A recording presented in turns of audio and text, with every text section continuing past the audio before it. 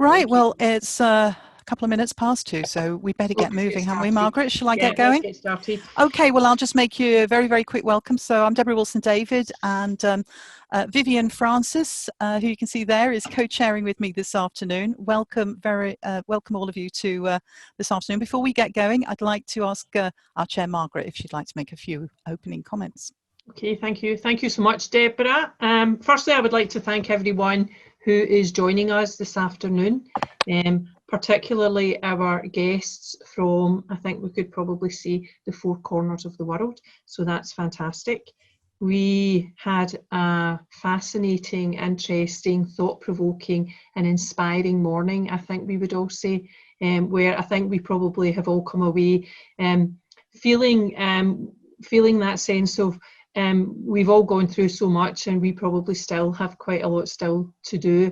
But I think, and when I opened this morning, I talked about the importance of the community that the AJE represents to me, and I hope represents to other colleagues. And I think that I certainly came away from this morning's session feeling very much the importance of that community and how we can work together to move through what is a very difficult time. So we have shared some great advice and guidance today, which we will share with you following today's event. We'll share it with you next week, both the video and the chat. I very much am looking forward to this afternoon's session, to hearing from our colleagues from across the world, and I welcome them most warmly to the AJE UK's first online conference. I also would like to welcome any delegates that we have today from the BEA in the United States. Again, we really welcome you warmly. We've had great support from Heather and the team at the BEA. And I would also like to welcome colleagues I believe are joining us from Brazil. And while I understand that many of them will not understand my very broad Glaswegian accent, nevertheless, they are most welcome at our event. We hope that this afternoon, we know that this afternoon will be as informative as this morning has been. I'd like to thank Kim, I would like to thank Bill, I would like to thank James, I would like to thank Eric for making the time. I know that everyone's really busy, but thank you so much for making the time to speak to us. I would also like to thank David for organising the Zoom and setting us up, and I want to particularly thank Deborah and Vivian because they're going to look after this afternoon, and given how much work I think that represented to David and Steve this morning, who deserve thanks again, I know that their afternoon is probably going to be more challenging than it will be for the rest of us. So thank you so much. I hope you enjoy it, and I will say a quick goodbye at the end, and I will hand over to Deborah. Thanks ever so much, Margaret. Now, Vivian and I will be chairing the session. Vivian's looking after the chat bar, and the questions that you want to pose, you pop up in the chat bar, because Vivian, we're intending to take all the questions for these presentations at the end, aren't we? Yes. So thanks very much for that. We'll kick off. We're going in the running order that we had published in the programme. So we're starting now with James Mann. And by the way, before we get into the presentations, if anybody who's not speaking could remember to keep their microphones mute, and if you're not sure, just check it now. Otherwise, we get some interesting interventions from time to time. We've all done it. Don't feel embarrassed if it happens to you, but if you want to double check now that you've got your microphone muted, that would be great. And we'll ping you a message if we think that there's something coming in that we don't want to hear as part of the presentation. But we'll start off then with James. James Mann is a lecturer and programme leader of journalism programmes at the University of West of Scotland. As with all of our panellists this afternoon, he's worked extensively as a professional journalist, and in James' case as a broadcast journalist in the US, the UK and Ireland. James. Thank you very much. I'm going to talk to you folks today about 3 different things, and I'll be quite brief with each. The first one is what faced us when this pandemic came to our shores in March, and that was the galvanization and creating of harmony and inclusion for all of our students, and with that, prospective students. So I'm going to share my screen and show you what we decided to do quite quickly, which was to create a series of guest lectures from alumni and from other journalists. Now, we use Microsoft Teams for this. What we found to help with this was if it was done through Teams, it was very easy to share the stream and the file of the stream internally, and then to embed that into Moodle as an educational resource. Export it to the YouTube channel for the students, as you can see, and also to share it to multiple other platforms, including their UWS student journalism website.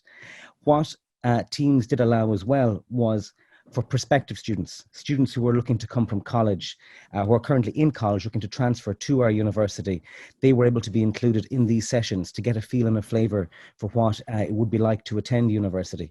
So it was an inclusive opportunity with 6 lectures, starting with some alums, sports, broadcast and international journalists, including Jim Clancy from CNN.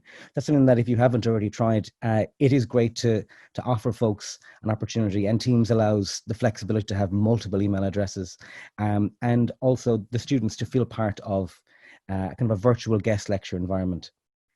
The next thing I'll talk to you about was our Newsweek, which had to change dramatically in a very short amount of time, from being practical in studio based, doing on the hour, every hour radio bulletins, and students delivering video packages for the website.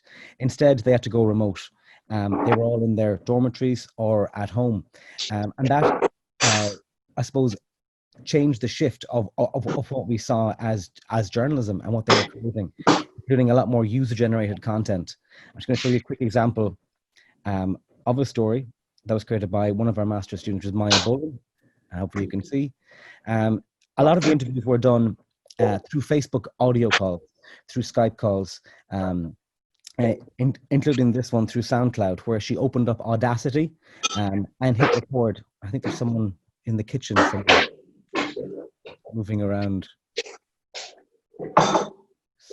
Someone's moving around the kitchen, I think. I'll keep going, and hopefully they get to finish their lunch.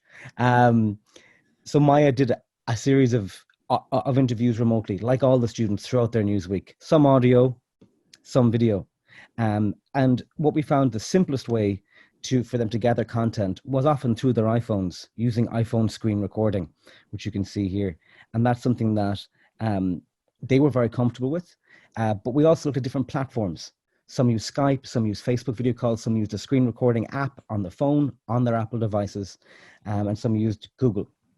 But what most found quite comfortable was screen recording through the iPhone, and video calling, whether it's FaceTime or whatever, to their interviewees, meant they had a copy of the file on their mobile phone hard drive, and they could then airdrop that to their laptops. They ended up having 2 copies, which was safe. I decided to replicate this by creating an Instagram TV series where I interviewed a number of musicians and comedians, and tried all of the different video platforms, whether it was screen recording, whether it was done through different devices or different platforms, and found that Skype worked very, very well. For that same reason, to have 2 versions of the same material in the same interview. I won't waste your time with them, but a number of them are featured on Irish Central if you want to check them out, or on Instagram TV. And that's something that we have discovered, is that students have the skills and the knowledge themselves to gather and create content and fuse content remotely. We just have to put the faith in them to do it and guide them and steer them. The majority of them are already creating content, getting others to create content for them and augmenting that. But have we come back? Have we come back from screen share? I'm back here. Yes, we can see you, James. You see me? I could see Maria Ahmed, I think. But yeah, what we discovered is that it was a little bit of trial and error. A lot of students rely on WhatsApp to drop content in, whether it's audio or video that they're gathering remotely. Having Adobe Suites allowed them to work on the same timeline in real time. Being comfortable using Google Docs, Google Drives to share and drop files, and to create a virtual and remote newsroom environment for them was very, very important. But also to work with the skills they had, to go with the platforms they were comfortable with, not dictate too much, trial and error to see what worked for certain international students versus those who were more domestic. And always the quality was at the paramount for creating Newsday content. And that's the simple things, like we're doing today by having mics muted, being able to frame things properly, having consistent audio and video, and also using apps and software to their benefits. actually enjoyed the experience more, even though they couldn't leave their own bedrooms or their own gardens, because it challenged them in ways they never thought. It forced them to look at interviews beyond the man on the street next door, and to think more internationally and more globally. So out of this challenging situation, there were opportunities, both for me to create content, both for the students to create Newsday content for their assessment portfolios, and also for us to create harmonious guest lectures that are open and available to our own students and prospective students. And I'm going to stop there. That's fantastic, James. Thank you ever so much. I'm sure loads of people have got comments and questions that they'd like to ask you later on. Again, if you could pop those in the chat bar, or just keep a note of them for now, and we'll come to you later on, and Vivian will be chairing the Q&A session at the end. James, thanks again. We're moving on, as I said before, we're keeping to the running order that we've had published today, and Bill Silcock is up next. Dr. Bill is an associate professor at the Walter Cronkite School of Journalism and Mass Communication at Arizona State University. He's got not one but two Fulbright scholarships under his belt. Many articles on journalism practice and education have been published. He's trained international journalists from Sri Lanka to Croatia and lots of places in between. And this all on the back of a career in radio and television, which included political reporting, producing, anchoring, and as a managing editor. And today I'm very pleased to welcome him from a dawn start in Arizona, where I think it's just coming up to 6:15 in the morning. Thanks ever so much, Bill. If you'd like to share with us the Cronkite experience of teaching journalists, student journalists in the COVID world. Thank you so much, Deb. I think everybody can hear me. What a delight to be at AJE. We've got so many alphabet soups of acronyms, but I think I've got that correct. But it's an honor. I've heard about this organization for a long time, haven't been able to save enough pennies to come join, but it's beautiful to join in person. And of course, my good colleagues has been mentioned, Heather Burks at BEA, and Kim and Deb and others are a big part of the BEA experience every year. I'm going to attempt to share my screen, and let's see if that works. Bring that up. Yeah, we're seeing that fine, Bill. Okay, good. So I'm going to talk a little bit in my 10 minutes. I've got my iPhone timer started, so hopefully it'll buzz at the right time, or I'll be done ahead of time. Reimagining journalism education. Hey, this is something we did not want to do. And one of the things I think that I hope to talk a little bit about is how we all have to figure out the ideas that now we are faced with. Ken Burns, the American documentary filmmaker, has this great quote that we're all looking for ideas large enough to be afraid of again. So forums like this allow me and you and all of us to think and share about some of the new ideas. Just a little bit of background about Cronkite, which is what we metaphorically call a teaching hospital of journalism education. We're located in downtown Phoenix, have a PBS station. We've got 3 bureaus in Phoenix, Washington, and Los Angeles for our students. And that's also been a big part of the challenge of COVID, because what works for COVID in Phoenix doesn't work for COVID in Washington, D.C. As Deb said, my particular area is global journalism, and our mission at Cronkite Global, which I'm privileged to work with, is for the students, faculty, and staff to see the world, know the world, and then they can report the world. ASU is known in America as a #1 school for innovation, and that was put to the test during this COVID time. We have a charter at sits in Granite and other places around our 4 campuses. There's about 100,000 students here at America's largest public university on 4 different campuses. But a big part of the charter is this concept that we're measured not by whom we exclude, but how we include people. And so that's also been tough, because not all students have easy access to technology. They may not have an iPhone. They may be dealing with internet connections and all kinds of things. So that's been forefront in our mind. I'm talking at the 30,000 foot level, both of what the university is doing, and then I'll talk very specifically about what we've done at the school. Michael Crow is president of the university, and you'll see some of these quotes later if you grab the Zoom link to this. But he is a maverick, and this is he's leading the forefront actually in the state of Arizona, which I think, according to even this morning's headlines, we're continuing to rise in COVID challenges. But Michael says a few things like this, which are inspiring, if not frightening, to all of us who work at this university. This problem is not going away. There are a large percentage of people who think that this is nothing. They're idiots, he says, and gets quoted quite briefly. So March 25th, 2020, kind of a black day in March for us, in all that we went through, as you all did as well, trying to suddenly overnight transform what we were teaching. Our current dean, Kristen Gilger, talked about this, and all this you can see on our Cronkite website.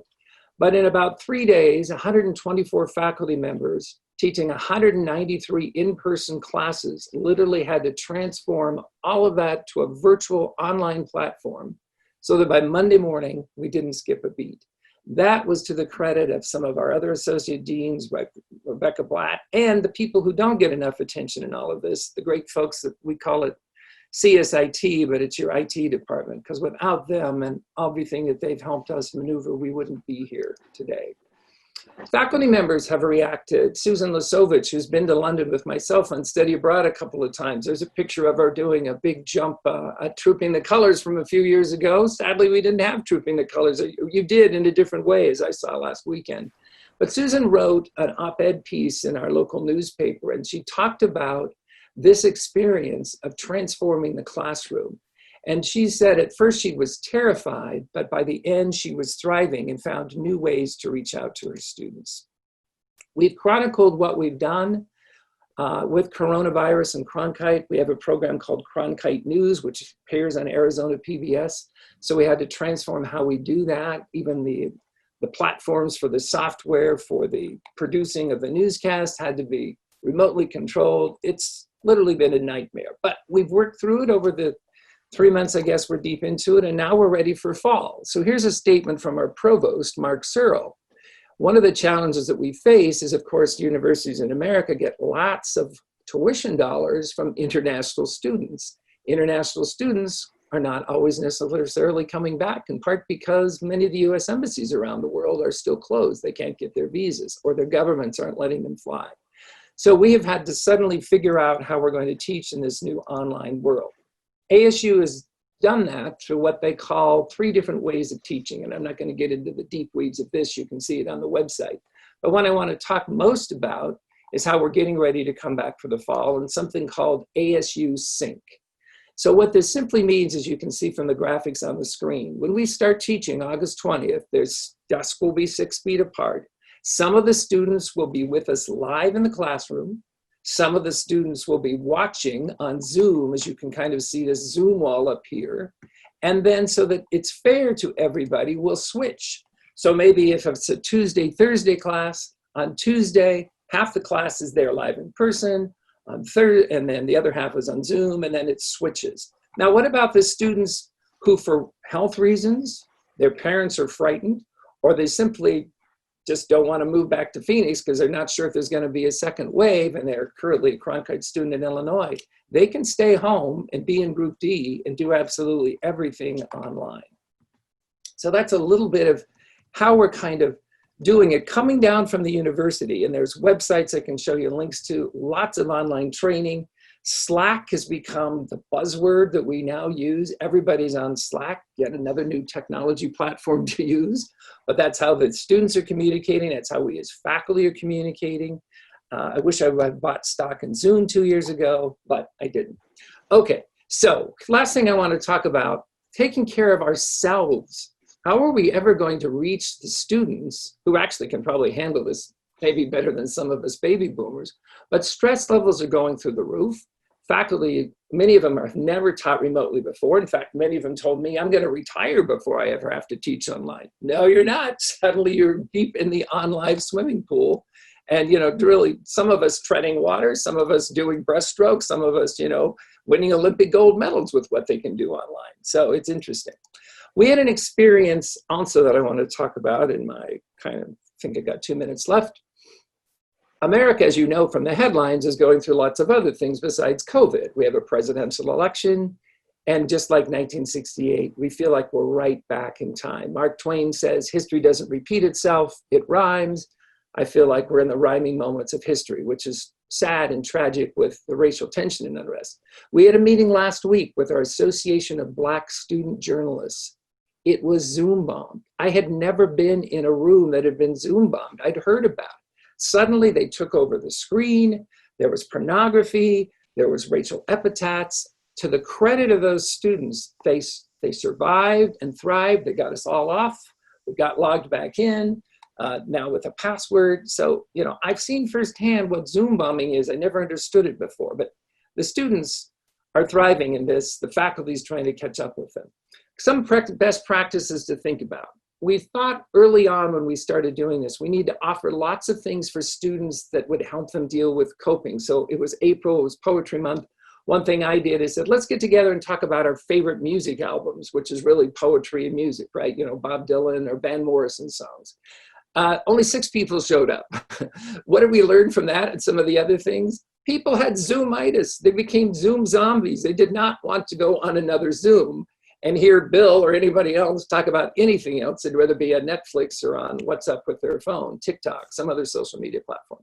My good colleague, Linda Kraxberger at Missouri, she has this idea, which I thought is worth sharing. So she dresses up every week differently. One week it's Green Week, so everything she wears is green in honor of Kermit the Frog. And one week she had, you know, like plaids, and just some way for her students to have fun, for her to have fun and not totally go crazy with this. Final couple of slides. Here's Walter Cronkite.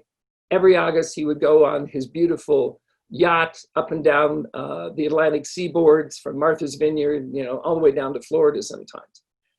Never before have I needed to have a work-life balance. If I get up at 5 in the morning to be on Zoom, I better stop my day by 10 o'clock and get out of this room, or I'm going to go nuts.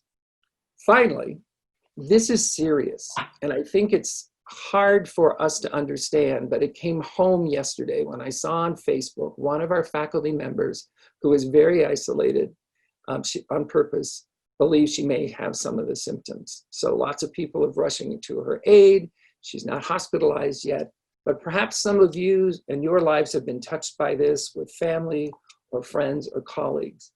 For me, until it touches us personally, it's just out there as this news story. And so I think we have to keep that also all in perspective as we recognize scientists are doing amazing things trying to solve this, but we've got to do what we can do to help people cope.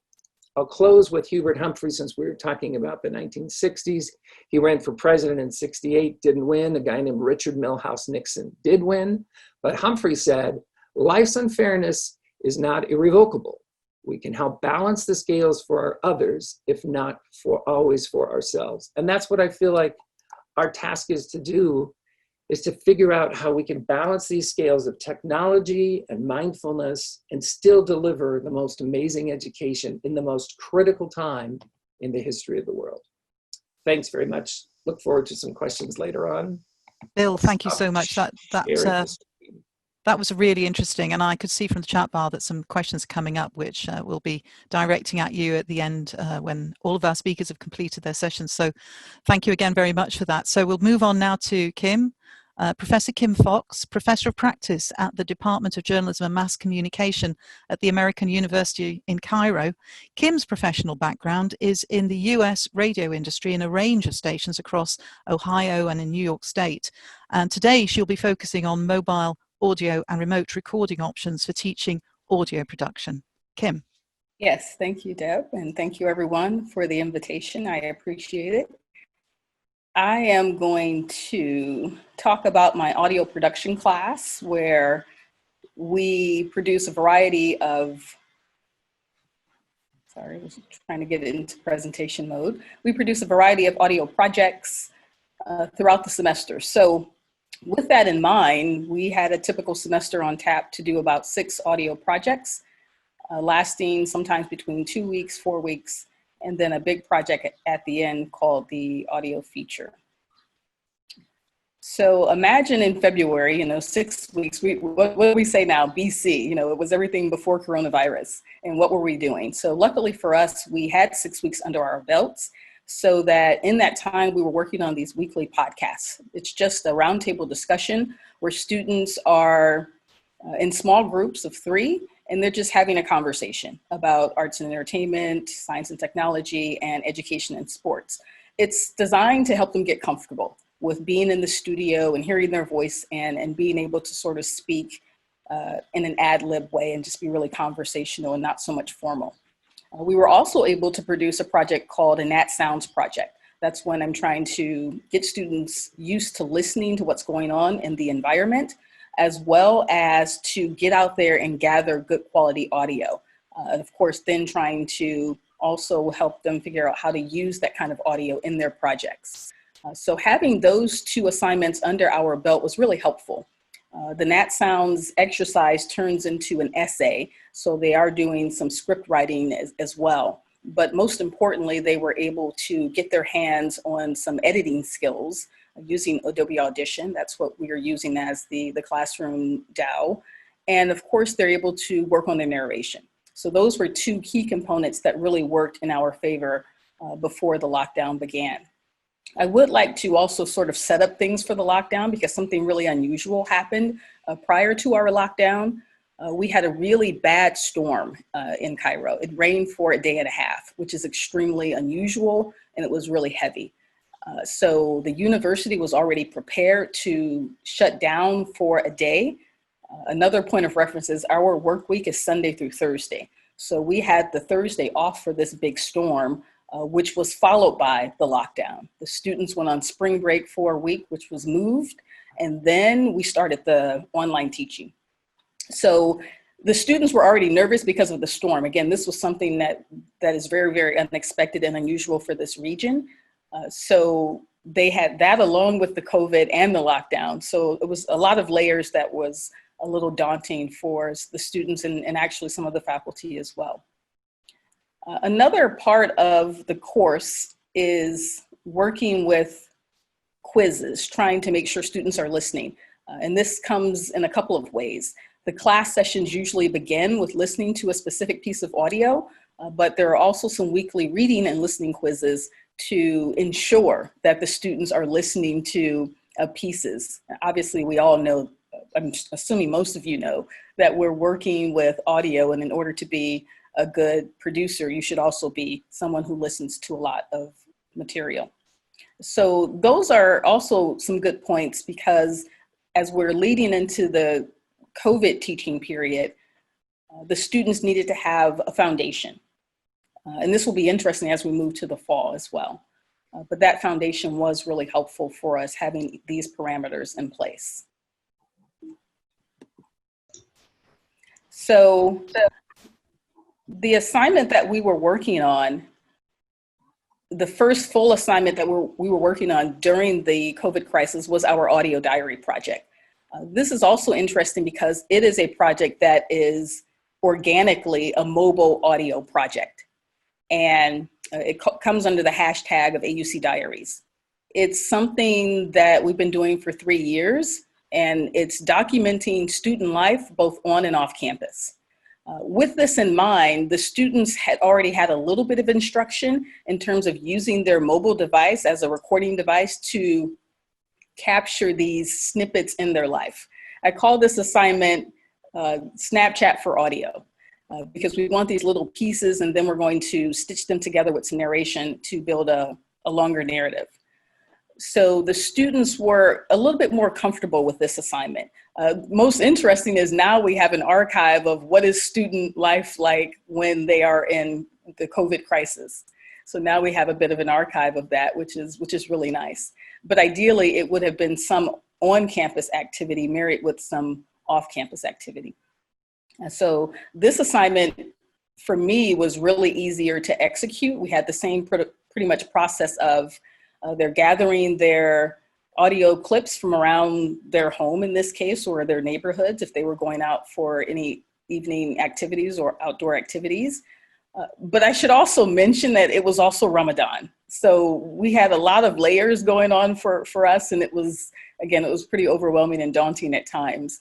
So we do have these narratives that exist now, but the students had to gather the audio clips, write the scripts, rewrite the scripts after they receive feedback, and then also produce a rough cut, get feedback, and then produce a final version. So this process is something that they were able to execute pretty seamlessly, even though we were working remotely and online at that point. Another thing I'll mention is that I was doing a lot of feedback. So I'm either meeting with students on Zoom or calling them on the phone to help coach them through some of the some of the difficulties they may have been experiencing. Our next project was the audio feature. Sorry, I jumped ahead a little bit. The next project was the audio feature, and this is the big project at the end of the semester, and this is the one that probably made the students most nervous, as they had been taught to understand the need to have really good quality audio. And they knew that with the audio diaries project, it was very casual and it would be okay to have some maybe not optimal audio in that project. But this one, they knew that it should be of higher quality. We have an oral history component tied to this assignment where they're supposed to interview an older adult on education and well-being. This is a part of another project. And in some cases, we had to suspend that because students weren't able to get to the interviewees they had initially thought that they would have access to. So this is a 5-minute project. It's, traditional audio, narrative, nonfiction, where you would have multiple interviewees, nat sound, music, narration, research, all of those components. The challenge for this project was, again, the oral history component, being able to get good quality audio. And with that in mind, what we were able to do is some of the students, I'm sorry, I jumped ahead again. Some of the students were able to find family members who they could interview on a topic that was relevant to what this bigger assignment was about. That was very convenient. Some people decided that they wanted to take the challenge and find, experts, and then take the trip down Zoom or some other remote audio recording mechanism to get their interviews. So that was very interesting as well. And so what I did both at the beginning before we started remote recording and toward the end was do a bit of a survey. In the beginning, I was just asking the students about their anxieties and if they had certain software to complete some of the audio projects. And at the end of the semester, I started to ask them, well, hey, how did you get through this? Because I wanted to have a documentation of how they were able to complete the assignments and the level of difficulty they experienced. Some of the difficulty wasn't just for this course, but that combination of all of their courses and trying to perform well in there. In terms of the oral history, as you can see here from this small pie chart, most of them were using WhatsApp. It's not an optimal situation, but it got the job done. So we had some of them using Zoom. I guess it just depends. Like I said, our internet connection sometimes isn't the best. And so students had already played around with that and determined that it wouldn't be a good option for them. And the WhatsApp did turn out to have some good quality audio with a little bit of coaching, of course. And I'm going to show you some of the other survey results in just a moment. And moving forward, based on the experience from this past semester, personally, I'm just going to do a course redesign, knowing that it takes a little bit longer to complete some of the projects in the course. The university has not officially announced the plan for the fall, but the rumor is it's all online unless you absolutely need to be in a lab. And with that in mind, I'm just going to, again, redo the course redesign with the projects and the exercises, more listening, and of course the remote recording component. Just want to take a quick look at the survey results here so that you can see what this is about. There was the oral history. I asked the students, how they felt about the difficulty in working with an audio project and working remotely. The Likert scale was 1 for easiest, 5 for most difficult, and so you can see that most of them fell in the middle. Asking them where they recorded their narration. And of course, I was able to coach them through this. There's a video from Lulu Miller from NPR, and she has a TED Talk where she talks about recording under her blanket. So as you can see, most of the students did something like that, recorded under a blanket or recorded in their rooms. I'm curious to know what time of day they may have been doing that. In terms of what did they use to record their narration, you can see that most of them own iPhones. So that's what they were using. I also made the option of, is it directly into the mic or did you use earbuds? And as you can see that most of them were recording directly into the mic through the earbuds. I'll move through this very quickly. I didn't set the timer like Bill, so I'm not sure what the time is like. If they, when we're working with audio, we are encouraging them to use the headphones. And so I wanted to know, are you using headphones? And unfortunately, they're not, but I think it worked okay in this instance. I have a playlist to share with you of the final projects from that. Also, in terms of the audio editing software, I wanted to get an idea of what they were using. And of course, most of them used Adobe Audition because that's what we use in the classroom. And our university made some licenses available to students. But I was surprised that they didn't use GarageBand because a lot of them have Macs and it's right there. But I'm sure you also know that GarageBand is not as intuitive as some of the other Apple products. And yeah, that's it for that portion of my presentation. Of course, if you guys have questions, you know where to find me. Great, Kim, that's great. That's really great. We can see some questions coming up on the chat bar. And I know that they'll be keen to follow up on quite a few of those things there. And a quick plug for Kim. Kim is also the champion curator of all tech and app and other audio related things.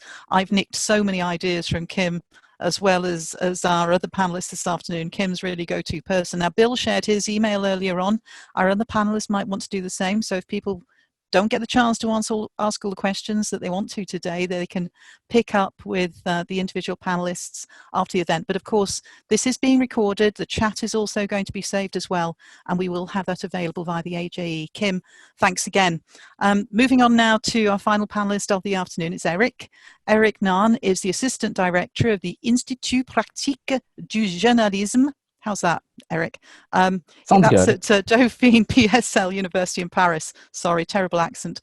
He's the current Vice President of the European Journalism Training Association, and today he's going to be sharing with us his experiences of journalism education during COVID in Paris. Eric.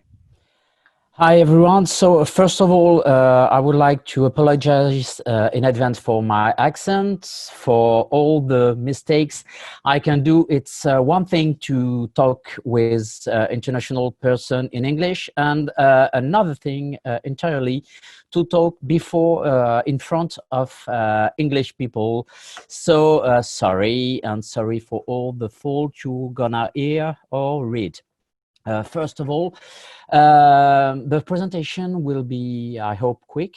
It's named Lockdown, Pangolin, and Journalism because the three of them were really important the last few weeks or last few months. First of all, the lockdown. So the university was closed on the 17th of March, as well as our own campus, because we are not on that campus, which some of you know. And the context is, it was the end of the last semester for my M2 students. They were supposed to go on internships on April, and it was something like terrible. We saw that coming, but all the internships in the newsroom were cancelled. It was the final internships, the one who were supposed to find them the first job afterward. So it was something like everybody was home and everybody was ready to work finally at the end of the study and so on. So the campus was closed, full lockdown, and of course we didn't authorize to go on field reports or whatever. So how to keep them busy was my concern.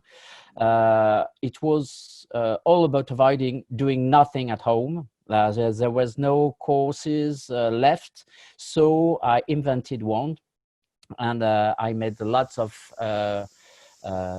Teams meeting with all of them to what you want to do and what are we going to do and blah, blah, blah, blah. And we wanted to replace the cancelled internship in an academic way, so we can have a grade on those internships in an academic level, continue to work and still tell stories. So we invented the pangolin, website to tell the life in the time of the COVID era. My team was 27 students, 12 in TV and broadcast specialization, 6 in radio, and 9 for long form and digital skills. And I said to them, all the TV students won't do TV, the radio won't do radio, you all will do journalism and tell stories in the way you like, and we are going to try to invent stuff. The students wanted to be positive and tell positive story. Don't do our news, not counting the dead, because at the time, at the early time of the confinement, it was all about the death toll. Most of them wanted to do long form stories or in-depth stories in podcast or video and so on. And also they wanted to go outside, which wasn't possible, and they wanted to be independent from me, because they had me 2 years before, so they wanted to be a grown-up journalist. Special for June the 19th and 20th. What I wanted was entirely different, not so entirely, but I wanted them to make 2 stories per week, just to stay sharp. That I wanted them to try something new in terms of format, stories. I wanted them to do online video and explore what it meant to live in that new world with lockdown, but not for everyone. I wanted also to check what they did and what they published. And I wanted not to be overwhelmed with news and notification, to avoid news fatigue and so on. So we, every day was a large consensus, and I finally managed a team of editor-in-chief. 3 students were editor-in-chief of the Pangolin. And I recruited 2 fellow journalists and teachers to help me to overview the website. And the organization was very interesting because the students were in charge of everything, but the teachers were more like advisors or counselor of the board, and we helped them to find the story, define the angle, to brainstorm, but also to help the global communication of the website. And while all the students were in charge of entirely of the website. And so I didn't read the stories before publication, only after. That was the deal. And with that kind of organization, they grew up a lot very fast. I don't know if I'm really clear, but they weren't students anymore. They were young and junior journalists, but not students anymore. We worked not on Zoom, but on Teams. So we didn't have Zoom bombing, but we had Teams fatigue a lot with conversations and video all the time. About journalism, we did a lot. I didn't count of everything we did, but we tried to do press review on video, cartoons, lots of stories about what will be the date after confinement, for instance, and also what it means to get abortion during the lockdown. We did audio reports and video reports as well, but the fun stuff was how to do field report without being in the field, and especially for video. And one of my students made a beautiful, there's the link, and I will copy it in the bar, in the conversation just after. He did a beautiful report of a sage-femme, a nurse, who were doing Ramadan during the lockdown. and she filmed herself all the way, and my students gave her a lot of instructions to how to film, and just take your phone here, you walk, and then you stop, and then you talk, and then you answer. He also did an online chat with her, and he had and he received lots and lots of rushes, and then he edited it, and it took very long time to edit it in a proper way. But the first time I saw the video, I took my phone to yell at him, because I thought he was he did it by himself, and he said, no, I'm at my parents' place in the west of France, and the woman is in Paris, so it wasn't possible. So it's not me, it's her. And I was very impressed by the quality of the filming and the angle it shows. And he told me he was with her all along. So it's possible to do a thing like that in video, but it's very, very, very hard, and it's a long process. What did I learn? There's pros and there's cons, of course. The students are really able to manage their own website from head to toe. They can build something they are proud of. They can write outside their comfort zone or their own media, which at the end of the school, which is always better, because they always think of themselves as radio journalists and not as journalists. So that's good. They learned new skills, and the pangolin has a little voice on his own now, and we had lots of comments from professional. We also we were invited in the national French radio, and in others radio we were spotted in press reviews. So it was very good for the students. And of course, all the way they tweeted to the newsroom who were supposed to hire them, to hire them in internships, and to say, hey, did you see, I'm active now, and here's what I do, and at the end of the lockdown, I will be able to work for you, etc., etc. Of course, there are cons. I couldn't have done it at the beginning of the years. Online and distance is very excruciating, and you can't do that if you don't know your students. I think the chance and the luck in the process was that we all knew our students, and the students knew me, because otherwise it would have been very, very hard.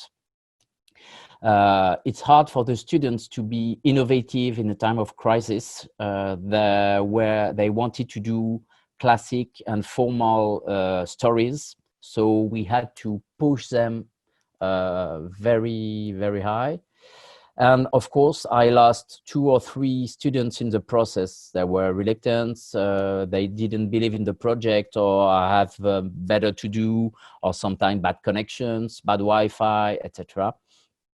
And you all know that, but being on Zoom or Teams all days on the phone, and the process are longer than in usual. So next, this methodology will be used for our online mag project in the next December, and the students will be in charge, and I will just be overviewing it. It will be more comfortable for me, I guess. And the good news is a few students were spotted by fellow journalists and hired, and not in internships, with real proper contracts, a few of them, so that's very good. And of course, but it's a joke, but we're very looking forward to the next lockdown to pursue our exploration of the life during the coronavirus era. Of course not, but it was very interesting to show the students that the field reports weren't compulsory to do your job. You can fact check from home, you can see people from home, you can interview them from home, and that was a real lesson learned.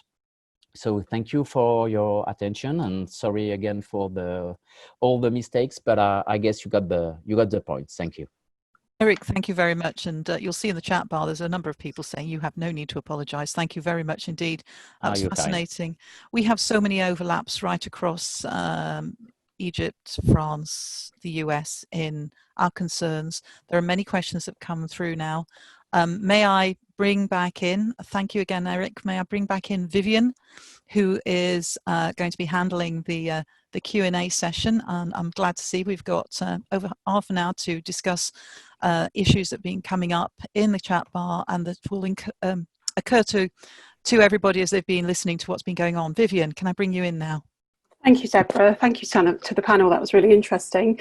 I just wanted to start with James's presentation, but of course the other panelists can comment as well to any of the points that are raised. But the first one was a question that Margaret had, but I also had, and I think a number of people probably thinking about. To you, James, was how did the students respond? Were they comfortable working remotely? They were far more comfortable than we thought. But the biggest challenge was getting them to have the confidence in themselves to take ownership of interviewees that weren't in front of them.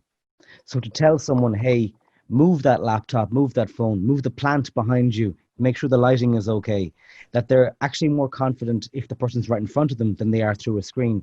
That was something that we had to work with them, was to build up that rapport and confidence, and also to get interviewees to work for them. If you're a chef and one of our students interviewing you, make sure that the interview is set in the kitchen, and then say to the chef afterwards, hey, grab 5 seconds of you cutting up an onion, grab 10 seconds of you opening the door of your fridge, or get your son or your daughter or your wife or your husband to do it.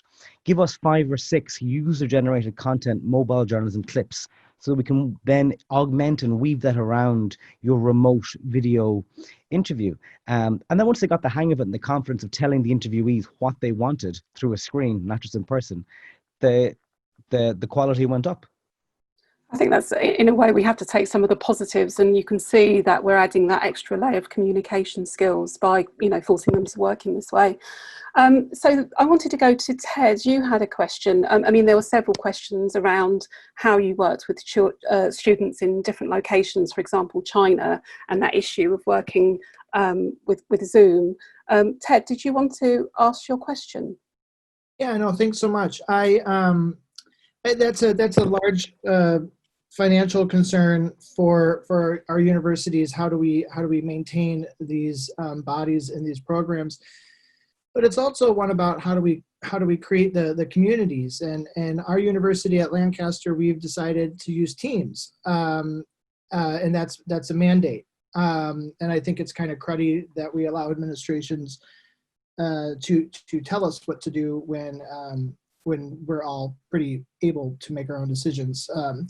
But I think when those constraints are there, especially when we're trying to do workshop classes or we're trying to teach about how to do how to use equipment that students may not have access to, so we're using their phones, and there's just so much tactile stuff that's going to be missing, that it's important for us to have the access to the softwares that cross some of these territorial borders.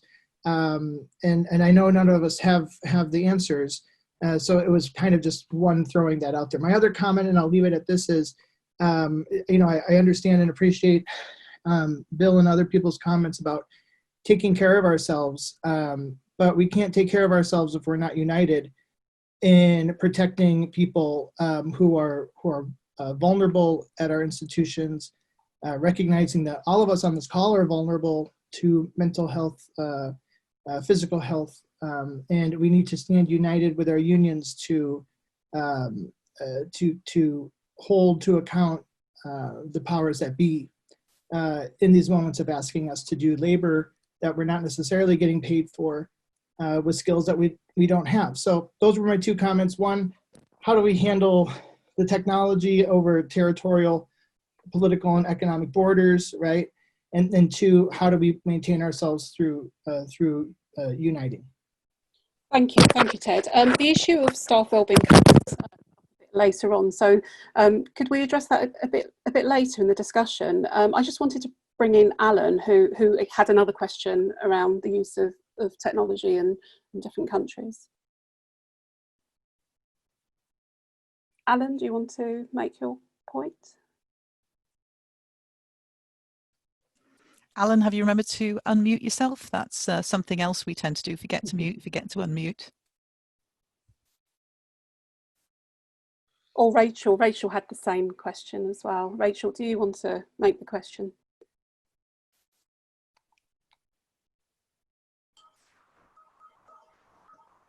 Hi, Rachel.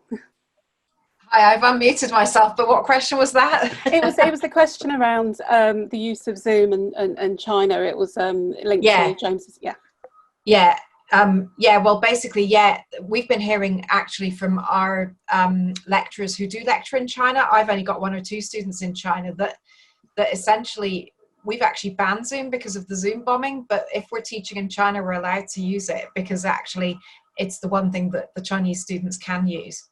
So yeah. James, did you want to come back on or respond to any of that? Oh, I think that's all valid and I won't take up any time. Okay, moving on to your presentation, Bill, there are a number of questions or points raised about the ASU Sync plan. And the first point really linked to, I guess, the points that Ted's just made is around staff well-being, and if we are expecting staff to work in these different ways, what are some of the practicalities around how we manage work programs, and also acknowledge the additional time that it's taking to actually get some of these things delivered. Great, I didn't mean to interrupt, keep going. Was there more to those? So I think, as Ted, no, it wasn't Ted, I'm sorry, the windows are bouncing around here, but the recent colleague who just mentioned, this has got a tremendous load on staff, and they are the unsung heroes of COVID. We were in meetings yesterday, they're ordering masks. Every student who comes back to campus at ASU will be given a packet that's got 2 masks. They can go to health clinics on our 4 locations, take a test, which is done with a swab, and get within 24 hours whether or not they've got it. So as Ms. Michael Crow said, he wants the university to be at the level of a hospital for parents to feel safe enough for their students to come in, for staff to feel safe enough to go to work. People through, whether it's faculty or staff, can reach out right now. In fact, it's already begun to what we call our HR, Human Resources Department, and let them know, I'm 70 years old, I've got issues with young children, whatever, I am not going to come back to campus until there's a vaccine. There's no indication that they're going to lose their job. There's no indication that they will be accommodated for. But what that means from an administrative point of view in the dean's office with my fellow colleagues in the dean's office, led by Kristen Gilger, our interim dean right now, is it's a massive management thing. Okay, who's going to be on campus? So we've got to get the staff figured out and the faculty before the students come here in 8 weeks, because they're going to be in all different, modalities, as they say. So staff, faculty, students, all being considered about how they're going to respond, recognizing everybody's different. The comfort level is different of whether or not they want to, even be in the same building. But they've ordered all of the cleaner, and we've had discussions. We have, because we're an accredited school, we can only use 20 workstations in a classroom to maintain our American accreditation for journalism education. So suddenly now we can only put 10 in there because the way the rooms are confined, you got to spread them out 6 feet apart. So plexiglass, everything. It's a summer of being very, very busy, but also being very, very careful. Kim, do you want to come in here? This idea of managing staff wellbeing and hours and expectations. I'm sorry, can you repeat? I didn't hear the first part. It was around the issue of staff wellbeing in relation to, the impact of working in this very different way. Yeah, for me, it's really just reaching out to the students. I did identify several of my students who I could just tell were experiencing something. And initially, I would just send them an email.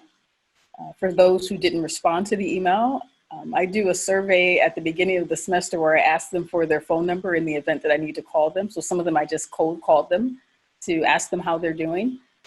And you can tell that that just makes a difference to them, that the professor just randomly called to say, how are you? I'm just checking on you. It's not about classes. It's not about any of that. So I thought that was very helpful. And the same thing for colleagues.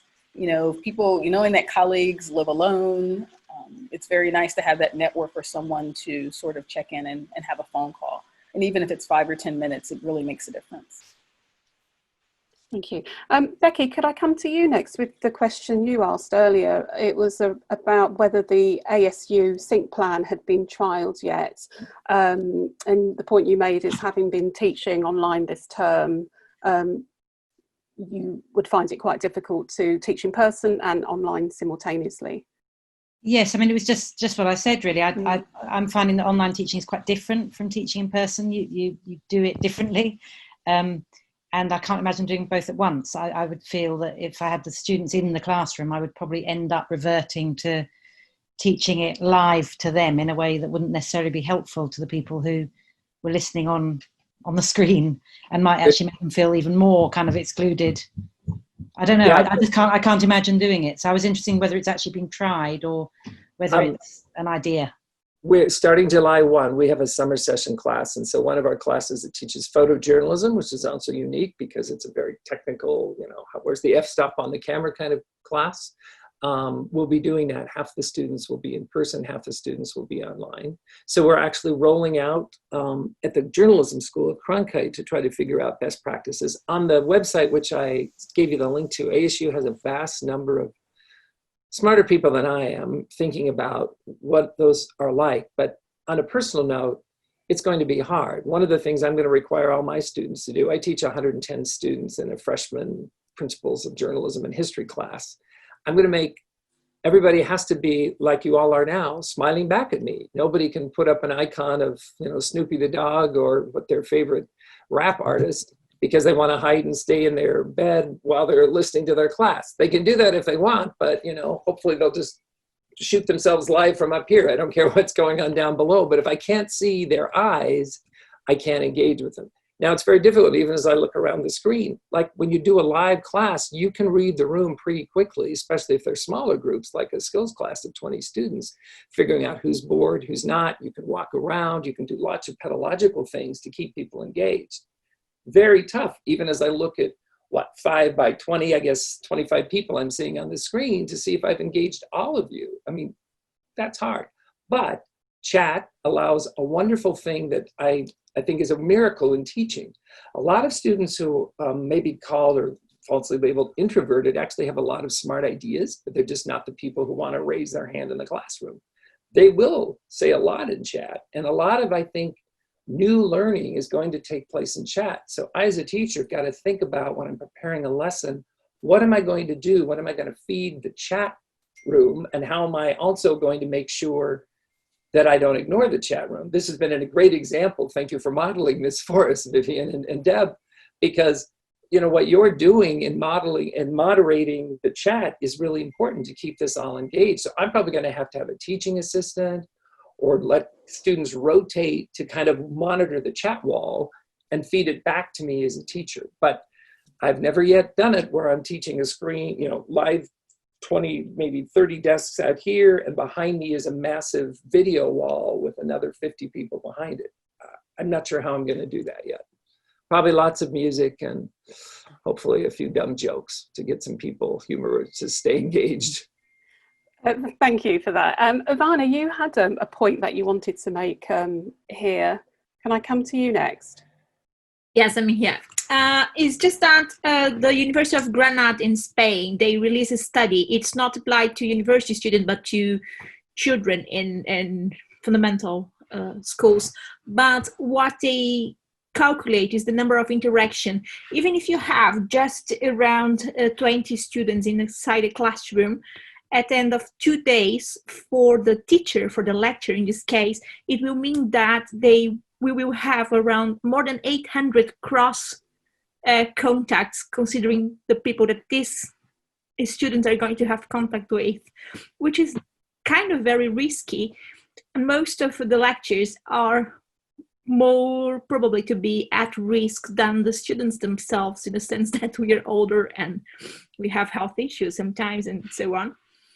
How the universities in America in general, or your university specifically, the Cronkite, is planning around that, how you are, because we are talking a lot about dividing students in small groups, but for us at the end, the groups are not that small at all. No, that's very important. Masks are required. You cannot walk onto the campus without wearing a mask. As a teacher, if a student wants to take off a mask because they're, eating potato chips in a break, that's their business. But if they're going to walk into my classroom, I have the right to kick them out. They're not allowed without the mask. Now, that doesn't solve everything, but it does give a sense. I hope it's not false security, but at least it's what the scientists are telling us, the masks and 6 feet. That's what they're telling us now. But you're absolutely right. I think that we are a vulnerable population, and I don't know that we've all, okay, I'll speak for myself based on my age, it's going to be concerning. We're going to have a lot of interactions with lots of students.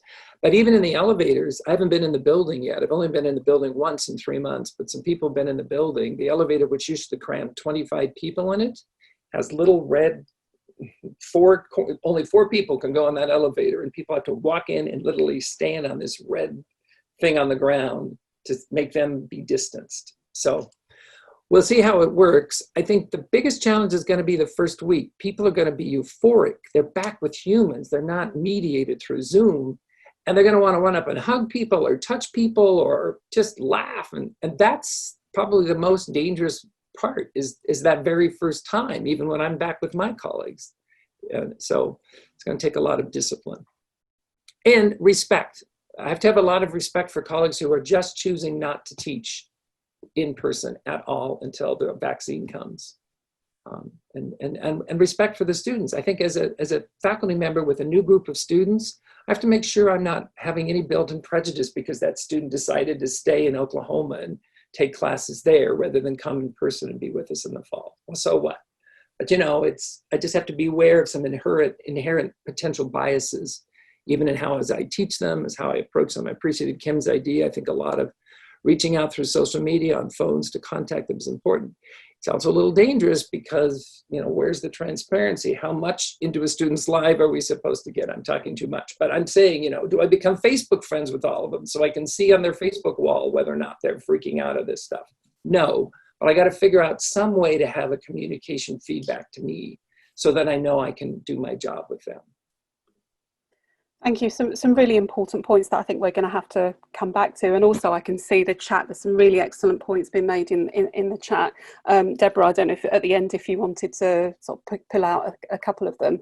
But moving on to Kim's presentation, Kim, there's been quite a few comments around access to technology to ensure that students have the same access to the technology that's required. Do you have any thoughts around that? My thoughts are you're going to have to assess them individually because they're going to have, what kind of laptop do they have? Is it a Mac? Is it a PC? It's the same in terms of, even if they have a laptop, what capacity do they have to download a new software program? Maybe they don't have that. So for students who had real difficulty, you can find some online audio editors to help with that. There are several workarounds to try to deal with some of those issues. And I had a really good teaching assistant. And so I could, ask her to help me do these other things that may not have been something I could get to right away. So it was really helpful. But, and also with the recording device, one of our students admitted to me the other day that she has the Zoom H5. She was like, she had it during before the lockdown. And she was just like, so I've been using it. So it's like, that's great. That's great. I think it's I think we'd all love to have a teaching assistant, Kim. That would make our jobs a lot easier. I think it doesn't. The role doesn't really seem to exist in a lot. It is a luxury. I don't take it for granted. I'm like, I get at least one. I actually had 2 actually, but I get at least 1 every semester. So it's a plus. Great. I wanted to bring in a colleague of mine, actually. Linda, do you want to come in? Because you made some comments about the work that you're doing, but also maybe to add some thoughts about the practicalities of ensuring students have fair access. No, the comment I put in the chat was about, you were talking about the audio diaries. We did something very similar with our students, and that was first years, second years and MA students. We got them all, once we were under lockdown, to do an audio or video diary or both. And the idea was that for everything that we were teaching them week to week, they could go away and use that audio video diary to experiment with those techniques. And we also said that, at the end of it, they could actually submit that as their assignment. And what we discovered was that, they were just incredibly gifted, incredibly talented, and incredibly creative. I mean, some of them were so moving, so incredible. It was really inspirational. But it's something that I think, we should take away and actually implement, as part of the teaching, that kind of audio video diary. Thank you. Can I move to James Taylor next? You asked a technical question of Kim.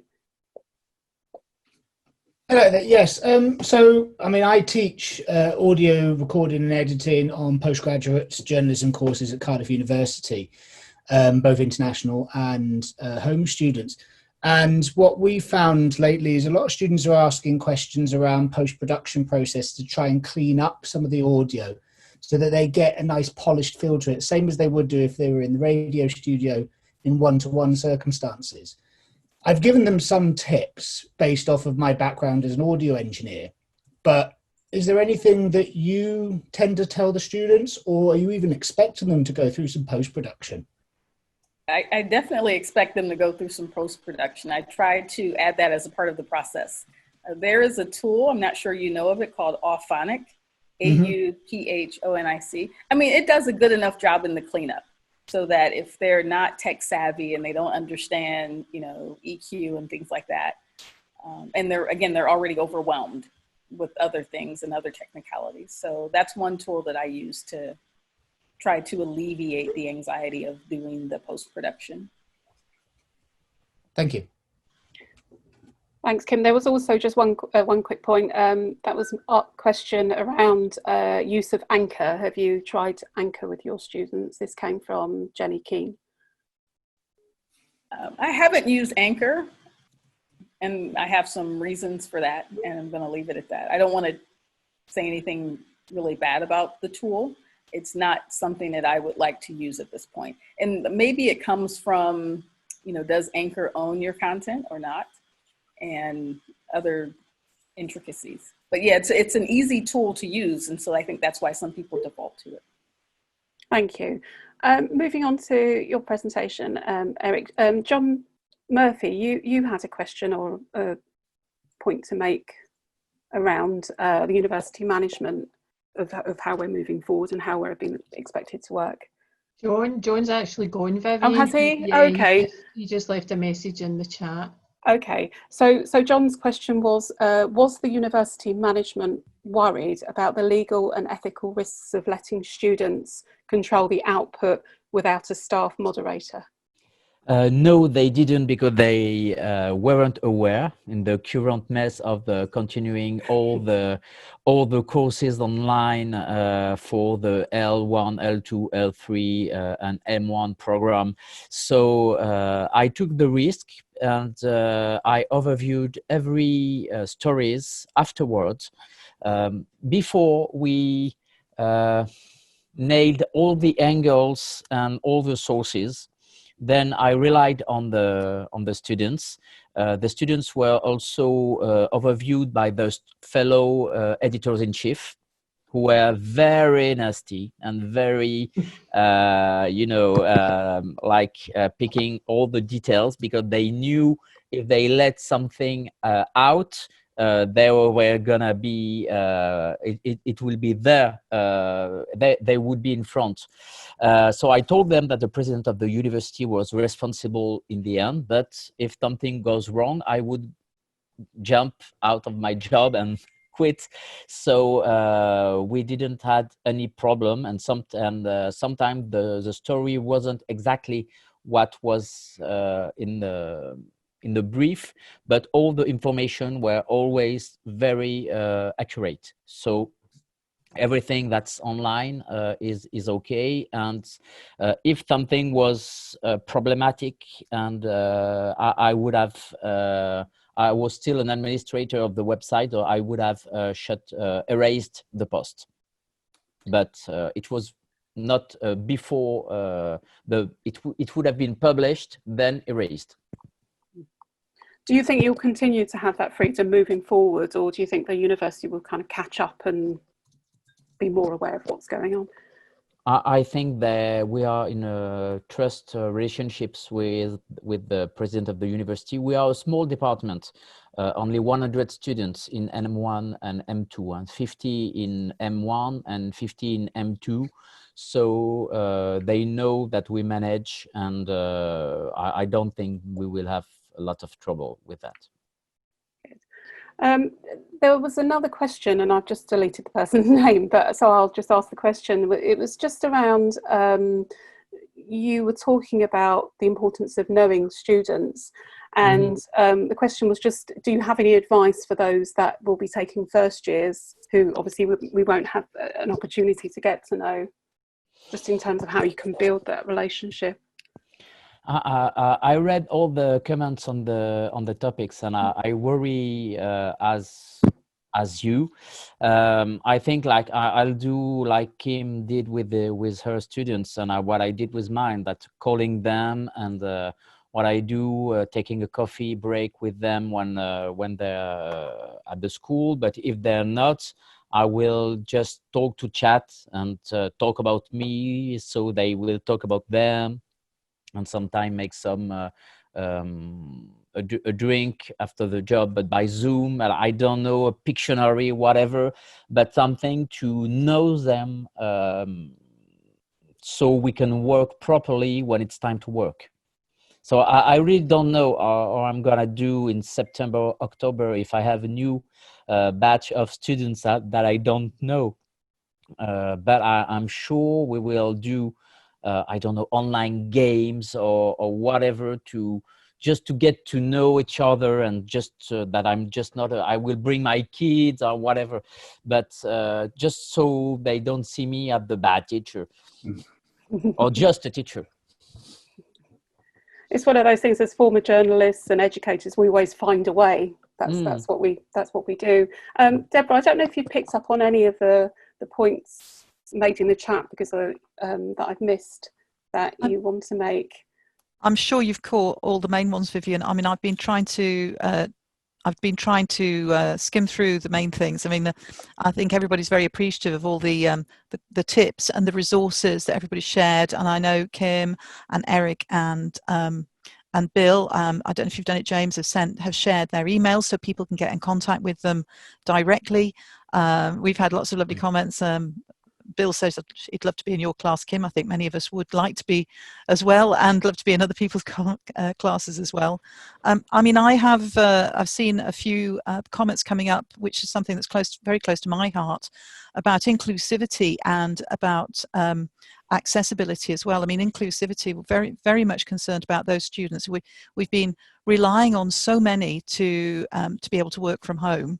And I know a lot of us, I've seen, as Sam was saying, from Lincoln, and I saw Bournemouth University also, and I know just about everybody else has been working very hard to courier out laptops to those students in need, but there wasn't as much we could do about their Wi-Fi access necessarily. And even if we had that fixed, trying to, we're dealing with students that sometimes don't have access to their own room. They might be sharing a bedroom with them, with a sibling or whatever, and it's not a great environment for them to be working in and studying in.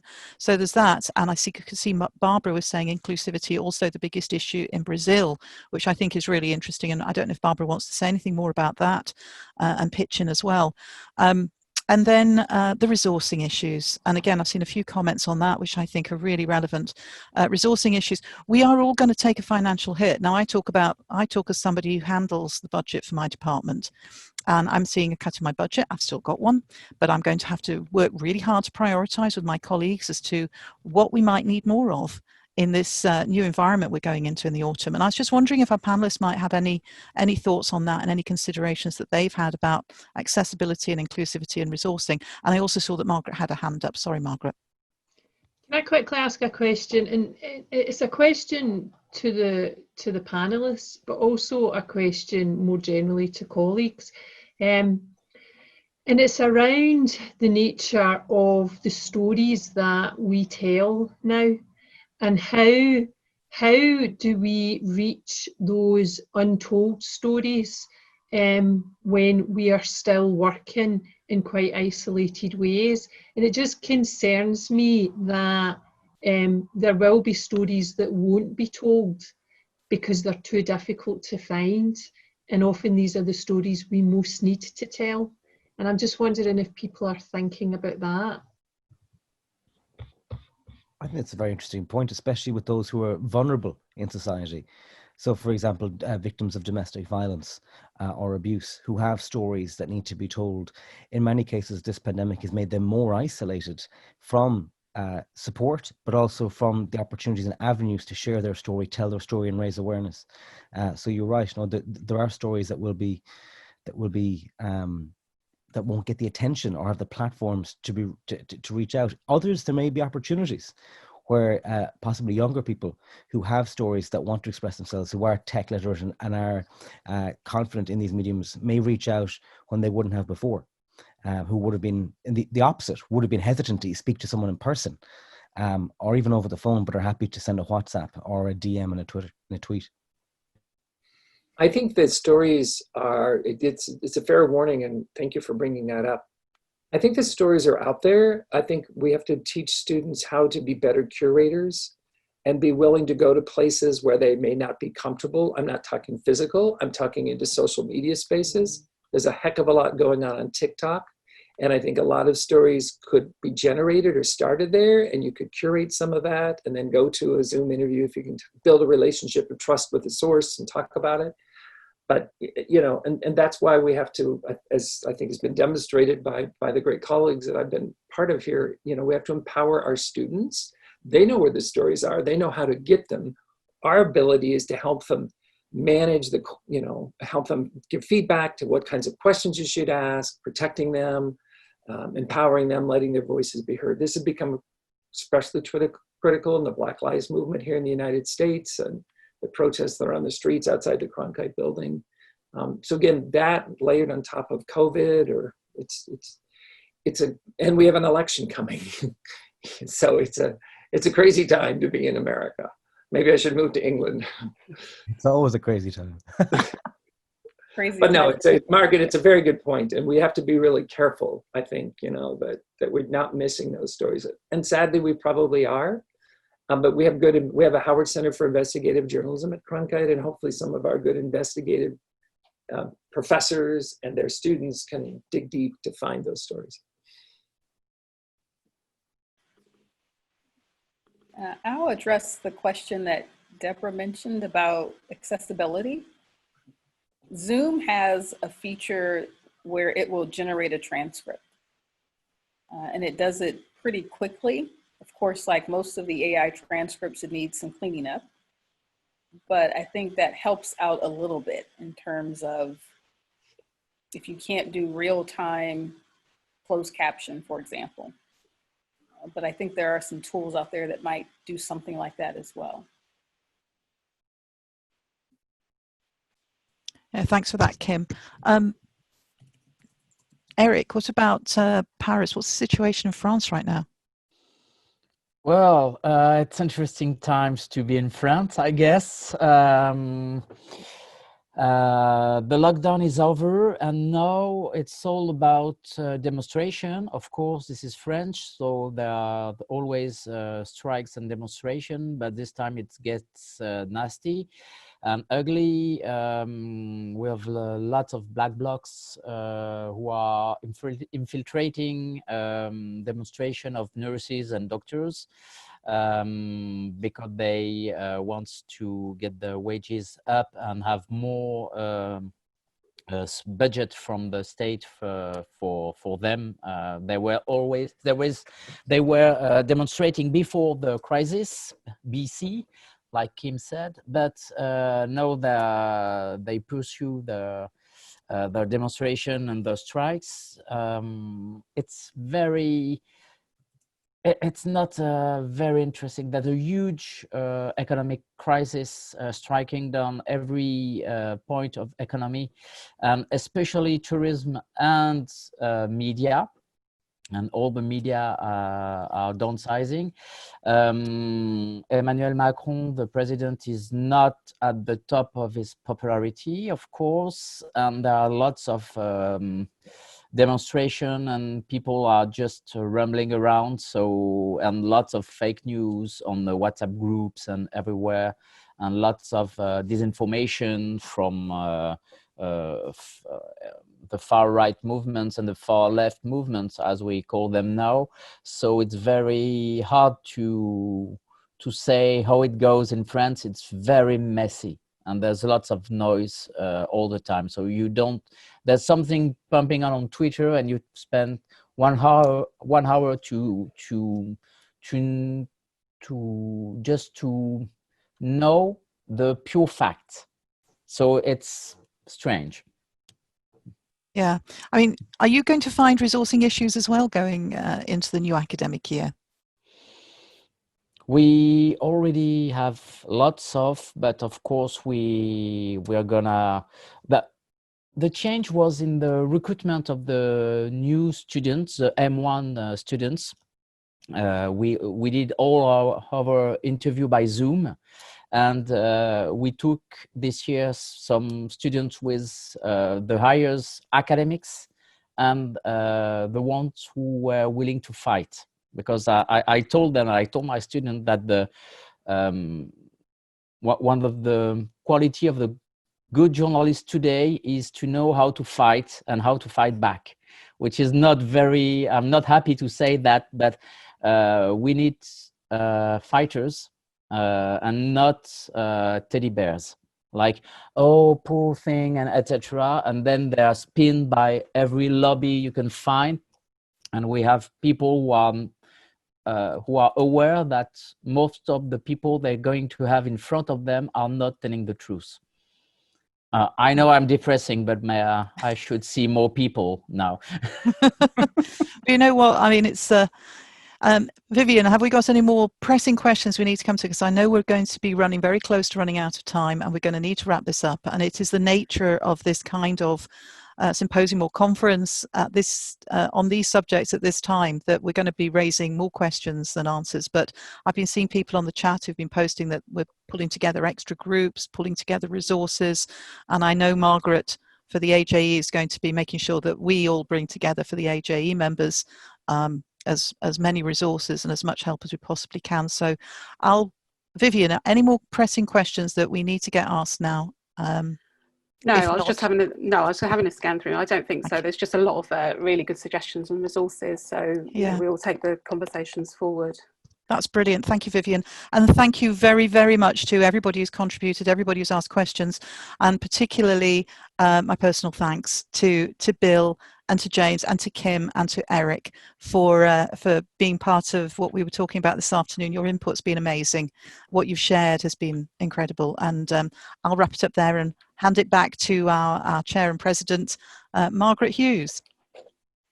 Oh, thank you. I will echo Deborah's thanks to our panel this afternoon, James, Kim, Bill and Eric. I think it's been fantastic to hear a range of different perspectives, and I'm really struck, as I always am, I think, when I attend AJE events, of how much we operate in very different worlds, very different universities, very different departments within universities, but we very much share common experiences. And I think, you know, some slogan writer somewhere has been using the tagline, we're all in this together, as we've gone through the pandemic. And I think in some respects, I really leave today's event with the feeling that we are very much all in this together.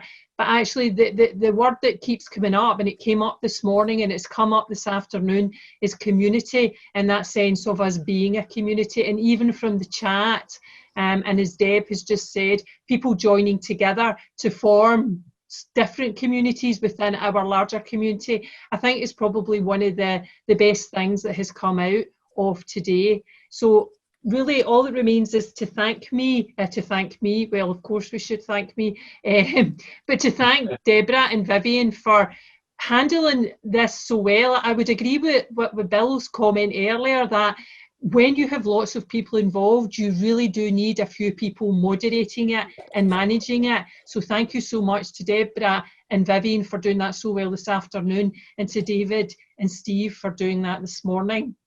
I just want to remind everyone that although this is the first online AJE conference, it won't be the last, and we have another one planned for September the 18th, 2020, and we will send you details about that next week.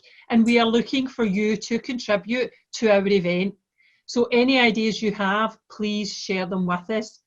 We would also like to remind you again that journalism education is there and it's looking for your contributions. And we very much are looking for your contributions.